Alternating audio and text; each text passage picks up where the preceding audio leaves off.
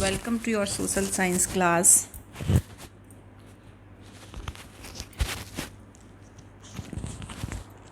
आज हम स्टार्ट करेंगे ज्योग्राफी का दूसरा chapter, physical features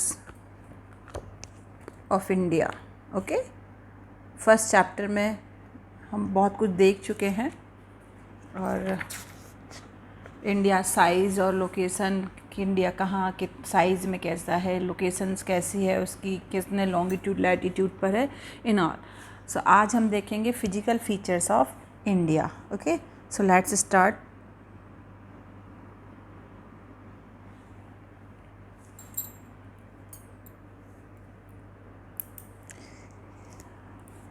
You have already learned earlier in India is a vast country with varied landforms. हमने पहले के चैप्टर में देखा है कि भारत में अलग अलग लैंडफॉर्म्स मतलब होता है आकृतियाँ, स्थल आकृतियाँ जिन्हें हम हिंदी में बोलेंगे।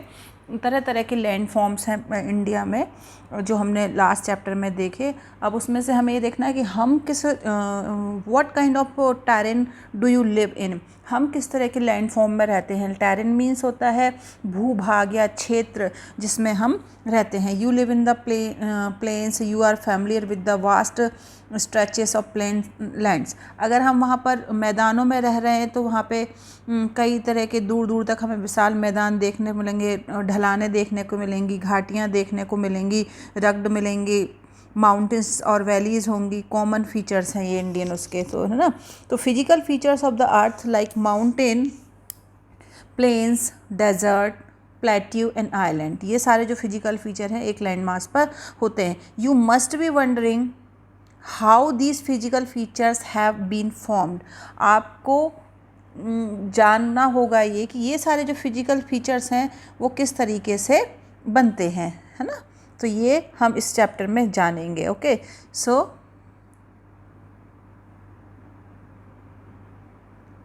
we find different type of rocks. Some are very hard like marble which has been used for making the Taj, and some are very soft like soapstone which is used in making talcum powder.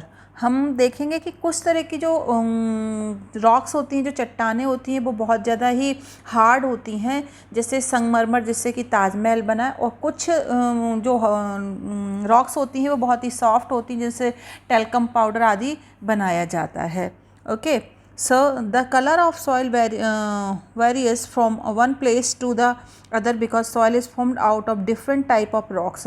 अलग अलग जगहों पर हम देखते हैं कि जो मिट्टी या सॉइल होता है उसका कलर भी अलग अलग होता है, रंग भी अलग अलग होता है। उसका कारण है कि वो अलग अलग तरह की रॉक से बनी हुई होती है। Have you ever thought about the cause of these variations? क्या आपने सोचा है कभी ये वेरिएशंस होते क्यों हैं, इसके पीछे क्या कारण है? So most of these variations are caused due to difference in rock formation. जितने भी आप वेरिएशंस देखते हैं या विभिन्नताएं देखते हैं उसका कारण है कि जो रॉक्स फॉर्मेशन होता है, जो रॉक्स का जो निर्माण होता है वो अलग अलग तरीके से होता है। और इसी कारण हमें ये चीज़ों में देखने को मिलती है कि मिट्टियों के अलग अलग कलर क्यों हैं, क्योंकि जो जो सेल फॉर्मेशन है वो उसके तरीके अलग अलग हैं।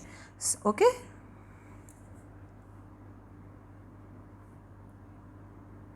So India is a large landmass formed during different geological period which has influenced her relief. हम देखेंगे कि भारत जो है एक बहुत बड़ा लैंड मास है, बहुत बड़ा भूभाग है जो अलग अलग जियोलॉजिकल पीरियड या टाइम में जिसका निर्माण हुआ है। Okay, so besides geological formation, a number of processes such as weathering, erosion and deposition have created and modified the relief to its present form. जो ये लैंड फॉर्म जो बना है वो कई सारी प्रोसेस हुई हैं उसमें, जैसे कि वेदरिंग की प्रोसेस हुई है, इरोजन मीन्स अपर्दन की प्रोसेस, डिपोजिशन मतलब कई डिपॉजिट वहाँ पर इकट्ठे हुए हैं। और इन सारी चीज़ों के वजह से जो आज की जो लैंड फॉर्म है उसका रिलीफ जो है, आज प्रेजेंट टाइम में जो रिलीफ है उनका निर्माण या फॉर्मेशन हुआ है। Earth scientists have attempt to explain the formation of physical features with the help of some theories based on certain evidence. जो कई सारे जो भूवैज्ञानिक हैं या जो साइंटिस्ट हैं उन्होंने ये कोशिश की है कि ये किस तरीके से जो फिजिकल फीचर्स जो हैं वो किस तरीके से, या जो भौतिक आकृतियाँ जो हैं वो किस तरीके से बनी हैं, उनको समझने की, बताने की कोशिश की है. इसमें कई तरह की थ्योरीज हैं. So one such possible theory is the theory of plate tectonics. एक जो सबसे इम्पॉर्टेंट थ्योरी है इसमें एक टेक्टोनिक प्लेट की थ्योरी है, जिसे हम जानेंगे कि किस तरीके से फिर ये सॉइल ये जो फिजिकल फीचर्स हैं वो बने हैं इन थ्योरीज के. अकॉर्डिंग टू दिस थ्योरी, इस थ्योरी के according the crust of the earth has been formed out of 7 majors and some minors plate. जो क्रस्ट है, जो पृथ्वी का जो क्रस्ट है या जो अर्थ का जो क्रस्ट है वो 7 मेजर प्लेट से और कुछ माइनर छोटी प्लेट से मिलकर बना है. आप इस डायग्राम में उन प्लेट्स को देख रहे होंगे. ये जो आप डायग्राम देख रहे हैं ये प्लेट्स हैं. इनके बारे में अभी मैं आपको डिटेल में बताने वाली हूँ. जैसे ये है, ये सारी ये प्लेट्स हैं. ओके, सो इन प्लेट्स से कैसे थ्योरेटिकली ये हुआ है देखते हैं. The movement of the plates result in the building up of stress within the plates and the continental rocks above, leading to folding, faulting and volcanic activities. अब क्या हुआ है यहाँ पे कि कई तरह की जो प्लेट है, इन प्लेटों में जो मूवमेंट होता है, जो गति होती है, इसके कारण ये प्लेटें कभी कभी एक दूसरे के पास आ जाती हैं, कभी कभी एक दूसरे से दूर जाती हैं और कभी कभी एक दूसरे के ऊपर चढ़ जाती हैं. सो इन सारी चीज़ों के बीच में जो सेल्स में जो रॉ में जो रॉक्स होती हैं उनमें जो प्रेशर क्रिएट होता है, उसकी वजह से ये सारी चीज़ें, ये जो फिजिकल फॉर्म्स हैं, जो लैंड मास हैं, ये सारे बन कर के उभरते हैं. Broadly these plates movement are classified into 3 types. इनको हमने 3 टाइप्स में बांटा. While some plates come towards each other and form convergent boundary. देखिए, जब ये डायग्राम में हम देखेंगे कि जब 2 प्लेट्स हैं एक दूसरे के पास आती हैं तो कन्वर्जेंट बाउंड्री क्रिएट होती है. ये देख रही है, ये दोनों प्लेटें, आपको एरो डिनोट कर रहा है कि ये दोनों प्लेटें एक दूसरे के पास आ रही हैं, तो इस तरीके से कन्वर्जेंट बाउंड्री बन जाती है. सेकंड हम देखते हैं इसी डायग्राम में, सेकंड हम देख रहे हैं डाइवर्जेंट प्लेट. यहाँ हम देख रहे हैं कि जब दोनों प्लेटें एक दूसरे से दूर जा रही हैं तब जो बाउंड्री बनती है उसे कहते हैं डाइवर्जेंट बाउंड्री. ठीक है, और एक और तीसरी प्लेट हम यहाँ पर देख रहे हैं. ठीक है, 2 प्लेटें देख रहे हैं जो एक दूसरे के पैरेलल और ऊपर आ रही हैं. ठीक है, ये इस तरह की जब प्लेट बनती है तो इसे हम कहते हैं ट्रांसफॉर्म बाउंड्री. ओके, सो इनको 3 पार्ट्स में divided. Some plates move away from each other and some divergent boundary इन बनती है. In the event of 2 plates coming together, जब 2 प्लेट्स एक साथ आती हैं और दे में आइदर कोलाइड एंड क्रम्बल और वन में slide under the other at time. जब एक दूसरे के नीचे भी आती हैं दे में ऑल्सो मूव हॉरिजेंटली, और हॉरिजेंटली जो एक दूसरे के पास में आ जाती हैं, past each of other and form transform boundary. तो ये ट्रांसफॉर्म बाउंड्री बन जाती है. The movement of these plates have change the position and size of the continents over millions of year. और जब ये प्लेटें होती हैं और एक दूसरे के पास आती हैं, दूर जाती हैं, तो इस तरीके से नीचे आ जाती हैं, तो कभी कभी वो हॉरिजेंटली भी हो जाती हैं. इन प्लेटों के में जो मूवमेंट होते हैं उसके कारण मिलियंस ऑफ ईयर के टाइम में इन जो कॉन्टिनेंट्स हैं और जो है इनका जो शेप और साइज, उनकी स्थिति और मतलब पोजीशन में और उनके साइज़ में बदलाव होता है.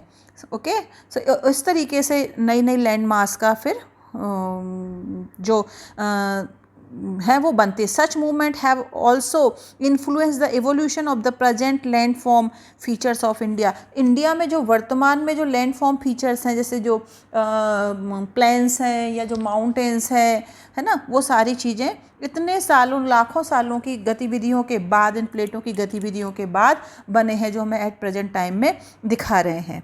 Okay, so now come to the next point. The oldest, आप यहाँ देख रहे हैं, देखिए, the oldest land mass, the peninsular part was a part of the Gondwana land. जो सबसे पुराना, या हम बोलेंगे ओल्डेस्ट मीन्स प्राचीन, जो एक लैंड मास है, that is called Gondwana land. The Gondwana land include India, Australia, South Africa, South America and Antarctica as one single land mass. जब हम पुराने समय में देखते हैं तो जो गोंडवाना लैंड है उसमें क्या क्या चीज़ें शामिल थी। सो let's C, India, Australia, South Africa, South America and Antarctica.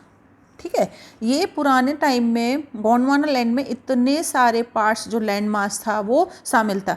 But the convectional current split the crust into a number of pieces. उससे क्या क्या हुआ, जो कुछ करंट होती है, जो कन्वेक्शनल करंट थी, उसके प्रभाव से क्या हुआ, ये जो प्लेट्स थी वो जो गोंडवाना लैंड थी वो कई पीसेस में टूट गई। Thus leading to the drifting of the Indo Australian plate after being separated from the Gondwana land. और जब ये प्लेट टूटी, तो जो ये प्लेट जब टूटी तो ये एक दूसरी प्लेट में कन्वर्ट हुई। इसको नाम दिया हमने इंडो ऑस्ट्रेलियन। ठीक है, कौन सी प्लेट बन गई है, इंडो ऑस्ट्रेलियन प्लेट के नाम से ये अलग हो गई है। ठीक है, इसके बाद हम देखते हैं कि Australian plate after being separated from the Gondwana land towards north, और ये नॉर्थ की तरफ क्या हुआ, ये प्लेट अलग होने के बाद, जो इंडो ऑस्ट्रेलिया प्लेट थी वो गोंडवाना लैंड से अलग होने के बाद जो नॉर्थ डायरेक्शन है उसकी तरफ चली गई। ठीक है, और इसका परिणाम क्या हुआ, the northward drift resulted in the collision of the plate with the much larger Eurasian plate. Due to this collision, the sedimentary rocks which were accumulated in the geosync known as the Tethys were folded to form the mountain system of Western Asia and Himalaya. इसको समझिए क्या है कि जब ये plate टूट करके north direction की तरफ गई तो ये नॉर्थ डायरेक्शन में अपने से भी एक और बड़ी प्लेट थी जिसे कहा गया है यूरेशियन प्लेट। क्या कहा गया, यूरेशियन प्लेट। उससे जाकर के यूरेशियन जो प्लेट थी उससे टकराई, और जब ये दोनों प्लेट टकराई, इंडो ऑस्ट्रेलियन प्लेट और यूरेशियन प्लेट जब आपस में टकराई तो इन प्लेटों के टकराने से एक टैथिस फोल्डेड माउंटेन बना, एक सिस्टम बना ऐसा, जो ऊपर की ओर जो सेडिमेंट्री रॉक्स थी या माउंटेन सिस्टम में जो था वो इससे बना। कैसे, जब ये दोनों प्लेट टकराई तो जो टैथिस था वो एक फोल्डेड माउंटेन के फॉर्म में उसका डेवलप हुआ, उसका विकास हो गया। ठीक है, और mountain system as western Asian Himalaya, और हिमालय की तरह वो विकसित हुआ।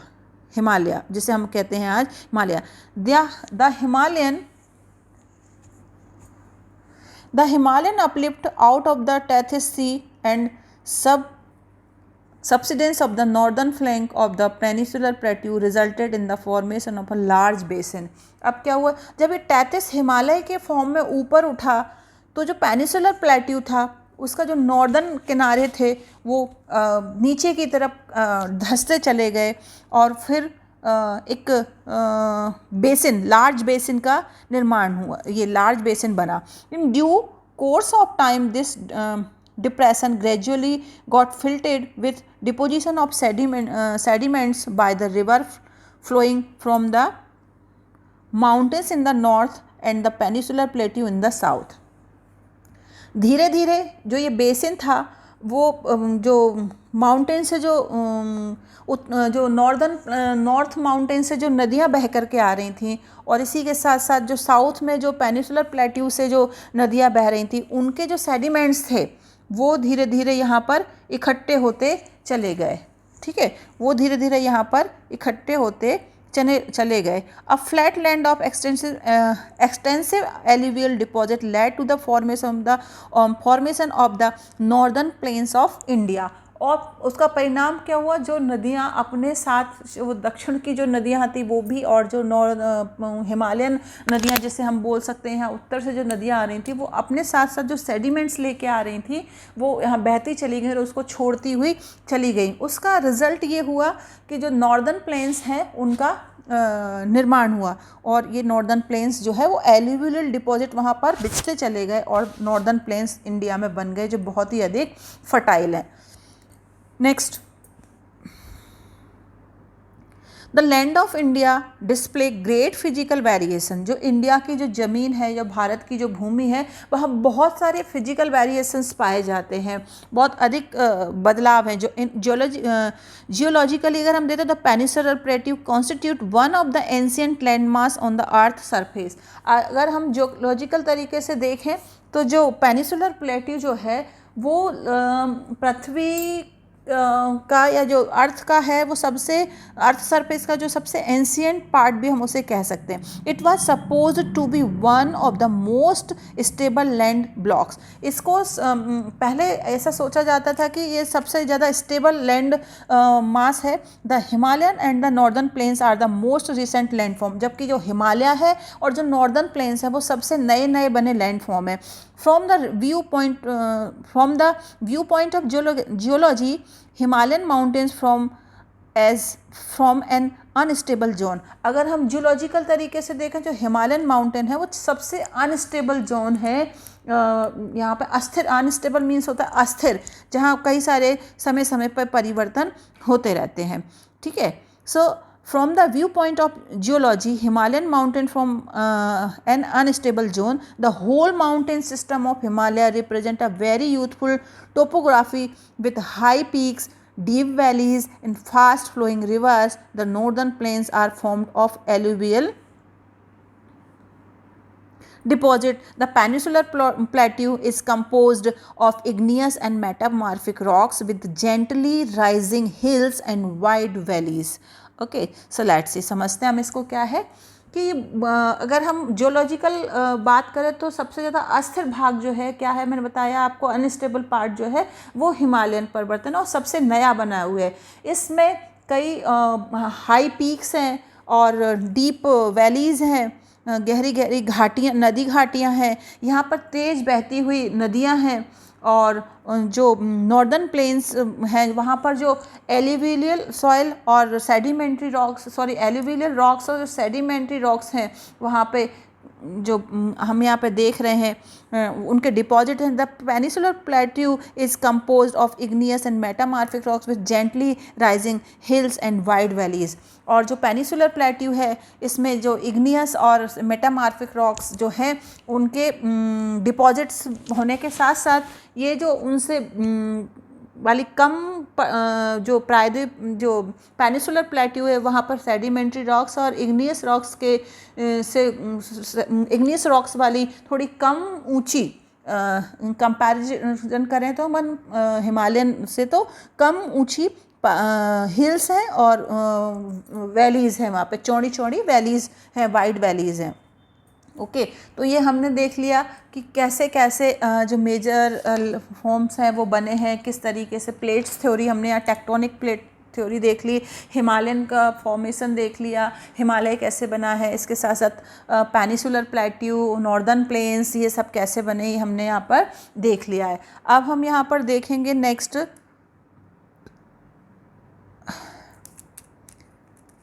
मेजर फिजियोग्राफिक डिवीजन्स, जो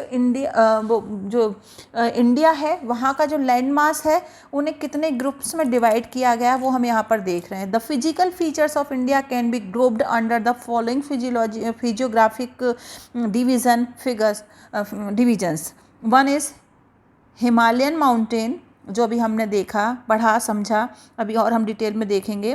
the northern plains, the peninsular plateau, the Indian desert, the coastal plains and the island. Okay, so let's सी।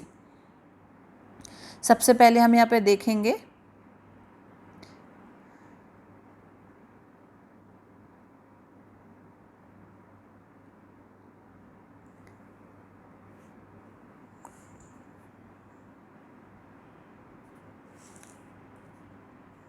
हिमालय को।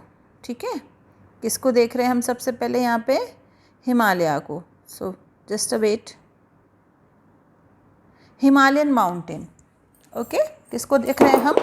हिमालयन माउंटेन को यहाँ पे देख रहे हैं। Okay, so let's C. The Himalayas geologically young and structurally fold mountain stretch over the northern border of India. जो हिमालय जो है वो सबसे यंग बोलेंगे जिसे, मतलब सबसे नया बना हुआ, और अगर इसकी हम बनावट देखेंगे तो फोल्डेड है, एक फोल्डेड माउंटेन की तरह है। और these mountain range run in a west and east direction from the Indus to the Brahmaputra. यहाँ हम डायग्राम में देखेंगे कि ये जो आपको पूरा दिखाई दे रहा है, ये यहाँ से लेकर के और ये यहाँ तक ये पूरा हिमालयन रीजन है। और ये यहाँ पर वेस्ट, इसको हम कह रहे हैं वेस्ट और इसको कह रहे हैं हम ईस्ट। यहाँ से लेके यहाँ तक मीन्स सिंधु से लेकर के और ब्रह्मपुत्र तक ये फैला हुआ है। और जो वर्ल्ड की सबसे जो ऊंची पीक्स हैं, जो हाई पीक्स हैं, वो भी यहाँ पर ही पाई जा रही हैं। The Himalaya represent the loftiest and one of the most rugged mountain barriers of the world. These mountains range run in a west east direction from the Indus to the Brahmaputra. The Himalayas represent the loftiest and one of the most rugged mountain barriers of the world. They form an arc which cover a distance about 24 kilometers. Their width varies from 400 kilometers in Kashmir to 150 kilometre in Arunachal Pradesh. अब इसको समझने की कोशिश करिएगा, मैं diagram के through आपको बताना चाह रही हूँ। यहाँ पे जो वर्ल्ड की सबसे ऊंची चोटी है या पीक है वो भी यहीं पाई जा रही है। और कई तरह के इसमें बीच में क्या बोल रहे हैं, वैरियर्स भी आए हैं, रुकावटें भी ऊपर ऊंचे नीचे हैं। अब इसकी हम विड्थ देखें तो ये 2400 किलोमीटर की लंबाई तक एक आर्क फॉर्म में फैला हुआ है। और which covers a distance about हो गया their width varies from 400 kilometres in Kashmir. Kashmir में अगर हम इसकी विड्थ देख रहे हैं, आप देख रहे हैं कि यहाँ से यहाँ जो इसकी जो चौड़ाई है वो कितनी है, 400 किलोमीटर। और जैसे जैसे हम यहाँ ईस्ट में आ रहे हैं, देखिएगा आप, जैसे जैसे हम ये ईस्ट में आ रहे हैं, ठीक है, ये ईस्ट में आते जा रहे हैं, तो अरुणाचल प्रदेश में आते आते जो इसकी चौड़ाई है वो 150 किलोमीटर के आसपास रह जाती है। The altitude variations are greater in the eastern half than those in the western half.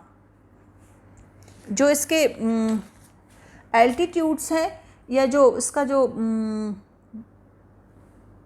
इसकी जो ऊंचाई जो अगर हम देखेंगे, एल्टीट्यूड या जो हम इसकी ऊंचाई देखेंगे, वेरिएशन जो देते हैं, greater in the eastern half, those in the western half.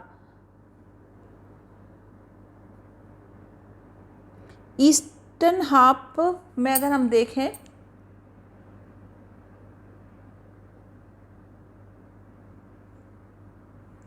Eastern half में थोड़ी सी इसकी जो हाइट है, जो ऊंचाई है, उसमें ज़्यादा वेरिएशंस पाए जाते हैं कंपैरिजन टू वेस्टर्न हाफ के करते हैं तो the Himalaya consist of 3 parallel ranges in its longitudinal extent. A number of valleys lie between these ranges. The northernmost range is known as the Great or Inner Himalayas. ठीक है, अब हम देख रहे हैं यहाँ पे कि यहाँ पे कई सारी वैलीज पाई जा रही हैं. The number of valleys is between these ranges. Okay, the northernmost range is known as Great Inner Himalaya. तो ये जो है आप देख रहे हैं, ये आप लिखा हुआ यहाँ पे देखते हैं कि ये जो लिखा हुआ है जी ग्रेट हिमालय. ठीक है, ये क्या है? ग्रेट हिमालय है. मैं दूसरे कलर से आपको बताऊंगी यहाँ पे. चलिए हम यहाँ पे ये ब्लू कलर चूज़ करते हैं. ये जो है ये इनर या ग्रेट हिमालय है. ओके, सो और इसको हम हिमाद्री भी कहते हैं. ठीक है, क्या कह रहे हैं? जो नॉर्दर्न मोस्ट रेंज जो है वो ग्रेट या हिमालय या इनर हिमालय और हिमाद्री भी कहलाता है. It is the most continuous range consist of the loftiest peak with an average height of 6000 metres. It contain all prominent Himalayan peaks. ठीक है, इसका मतलब आप समझें. इस वाले भाग में अगर हम देखेंगे तो ज़्यादातर जो एक तो कंटिन्यूस है, ये लगातार सतत कंटिन्यूस, इसमें कई सारी पीक्स हैं. और इन पीक्स की अगर हम हाइट की बात करें तो सबसे ऊंची हाइट जो है वो लगभग 6000 मीटर के आसपास है. और कई सारी मेन पीक्स जो हैं वो इस रीजन में आपको देखने को मिलेंगी. जैसे कि हम एक दो पीक्स की यहाँ पर बात करेंगे तो आगे जा कर के हम देखते हैं कि यहाँ पे कौन कौन सी पीक्स यहाँ पर पाई जा रही हैं. देखिए, ये देखिए नंदा देवी,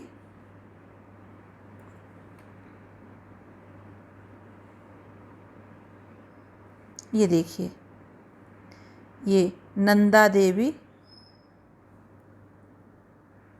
ये Dhaulagiri, this is Pir Panjal, this is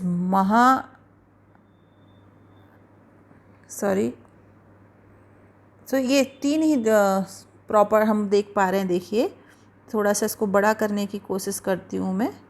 यहाँ देखेंगे आप कि एक आपको जो हम बता रहे हैं कि इसमें कई इंपॉर्टेंट पीक्स हैं. तो एक ये है Nanda Devi, this is Dhaulagiri, this is Pir Panjal. ठीक है, ये सारी जो पीक्स हैं वो यहाँ पर हमको देखने को और ये दिखाई दे रही हैं. इसमें आप देख पा रहे होंगे इन पीक्स को. ओके,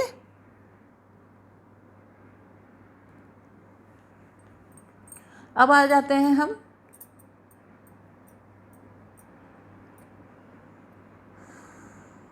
टॉपिक पर.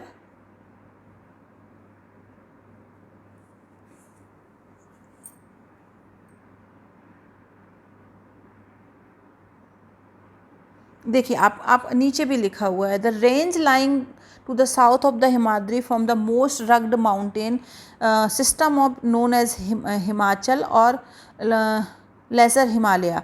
The range are mainly composed of highly compressed and altered rocks. The altitude varies between 3,700 and 4,500 meters and average width is 50 kilometers, while the Pir Panjal range from the longest and the most important range, the Dhauladhar and the Mahabharata range are also prominent ones. The ranges consist of the Himalaya Valley of Kashmir, the Kangra and the Kullu Valley in Himachal Pradesh. The region is well known for its hill stations. देखिए, अब हम यहाँ पर बात करेंगे तो बहुत सारी हमने यहाँ पे पीक्स भी देखी. और ये पीक्स जो हैं, सॉरी इनकी, और ये जो हिमालय जो वाला पार्ट जो है, जो ये हमने यहाँ पे कंटिन्यूस श्रृंखलाएँ देखी हैं, ये कई सारी इम्पॉर्टेंट रेंजेस जो हमने यहाँ पे देखे हैं, जो कंप्रेस्ड एल्टर्ड रॉक से बना हुआ है. एल्टीट्यूड वेरीज बिटवीन, जो इनका लंबाई है वो है 3700 से लेकर के 4500 मीटर्स तक एवरेज इनकी जो विड्थ है वो लगभग 50 किलोमीटर्स है। While the Pir Panjal range मैंने अभी आपको दिखाया था, सबसे longest and the most important range है यहाँ पर। धौलाधर और महाभारत रेंज भी बहुत ही इम्पॉर्टेंट रेंजेस हैं। इन रेंजेस को जो इनमें कई फेमस वैलीज़ हैं, जैसे Kashmir valley, Kangra valley, Kullu valley, Himachal Kullu और कांगड़ा, ये जो दोनों हैं वो हिमाचल प्रदेश में है। और this region is well known for its hill station. हमें पता है कि यहाँ पे कई सारे हिल स्टेशन हैं, लाइक कांगड़ा है, कुल्लू मनाली है, और ये काश्मीर वैली जो है, ये सारे हिल स्टेशन जो है वो यहाँ पर हैं। The outer most range of the Himalaya called Shivalika, है ना। जो इसकी आउटर मोस्ट रेंज जो है उसे हम कह रहे हैं शिवालिक। देखिए आउटर मोस्ट, अभी मैं आपको दिखा रही हूँ उसमें,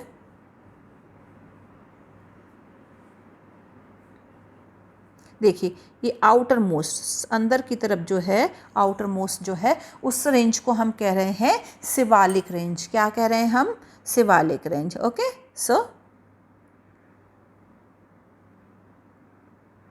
the extend over a width of 10 to 50 kilometers and have an altitude varying between 900 and 1100 meters. These ranges are composed of unconsolidated sedimentary brought down by rivers from the main Himalayan ranges located farther north. These valleys are covered with thick gravel. Okay, सो अब हम यहाँ पे पढ़ते हैं हिमालय के जो सबसे outer most जो है वो रेंज जो है वो है शिवालिक है, और ये इसकी जो विड्थ है वो 10 to 50 किलोमीटर है, और जो हाइट है वो है 900 मीटर से लेकर 1100 मीटर्स के बीच है। यहाँ पे जो कई सारी जो रेंजेस हैं, जो श्रृंखलाएँ हैं, वो जो नॉर्थ में जो मेन हिमालय है वहाँ से वहाँ की नदियों से, वहाँ से जो नदियाँ बहकर आ रही हैं उनके द्वारा जो सेडिमेंट लाया जा रहा है उससे ढकी हुई हैं, उससे वो बनी हुई हैं। आप यहाँ देख रहे हैं, these ranges are compose of unconsolidated sedimentary brought down by rivers from the main Himalayan ranges located farther north. जो नॉर्थ में जो मैंने बताया आपको, जो रिवर है उनके साथ में जो बहकर जो मटेरियल लाया जा रहा है, अनकंसोलिडेटेड सेडिमेंट्स जो है, उससे ये रेंजेस बन रही हैं। These valleys are covered with the thick gravel and the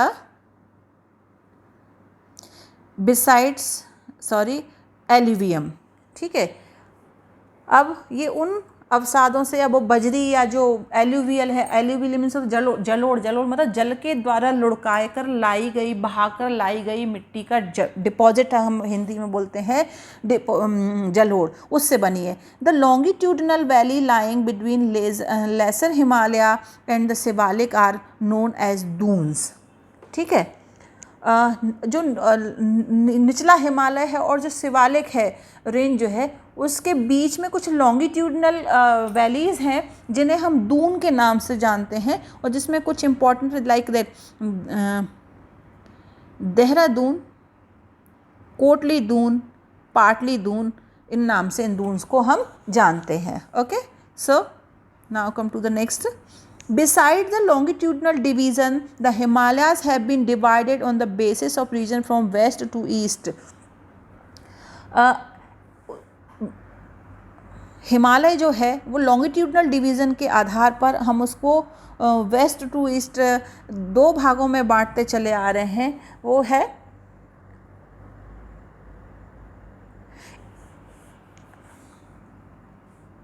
these divisions have been demarcated by river valleys, और ये रिवर वैलीज से इनको हम अलग कर सकते हैं।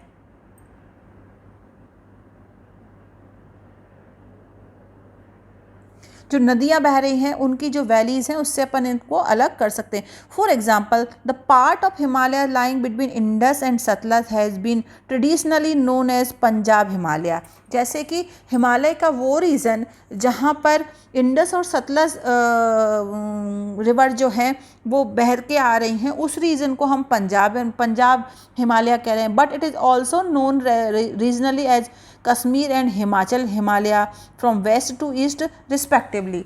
लेकिन अगर हम वेस्ट टू ईस्ट जाते हैं तो इसे कश्मीर और हिमाचल हिमालय के नाम से भी जाना जाता है, ठीक है। और the part of Himalaya lying between Sutlej and Kali river is known as Kumaon Himalaya. और जो वो पार्ट हिमालय का, वो पार्ट जो सतलज और काली रिवर के सतलज और काली रिवर के बीच में है, उसको हम कह रहे हैं Kumaon Himalaya. Kali and Teesta river demarcate the Nepal Himalaya, and the part lying between Tista and Dihang river is known as Assam Himalaya. अब अगर हम बात करें तो काली और तिस्ता के बीच में जो पार्ट है हिमालय का, उसे हम नेपाल हिमालयन कह रहे हैं, और तिस्ता और दिहांग रिवर के बीच में जो हिमालय आ रहा है उसे हम असम हिमालय कहते हैं। Okay, there are regional names also in these broad categories. इनके कुछ स्थानीय नाम भी हैं, वहाँ के रीजनल नाम्स भी हैं जिसके अनुसार इन्हें जाना जाता है। सो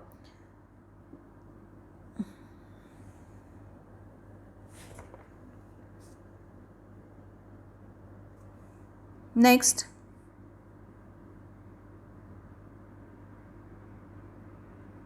देखिए जो स्थानीय नाम जो है यहाँ पे हमको देखने को मिल रहे हैं, Patkai hills, the Naga hills, the Manipur hills and the Mizo hills, है ना। ये सारी हिल्स भी हमको वहाँ पर देखने को मिल रही। जो ब्रह्मपुत्र वाला जो पार्ट है वहाँ पर हमें ये सब देखने को मिलता है। ओके, सो आज के लिए इतना ही। आज हमने हिमालयन रीजन तक देख लिया कि किस तरीके से ग्रेट हिमालय बना है, और उसकी रेंजेस को भी हमने पढ़ लिया है। अब नेक्स्ट वीडियो में हम नॉर्दर्न प्लेन्स पढ़ेंगे। Till then bye, take care.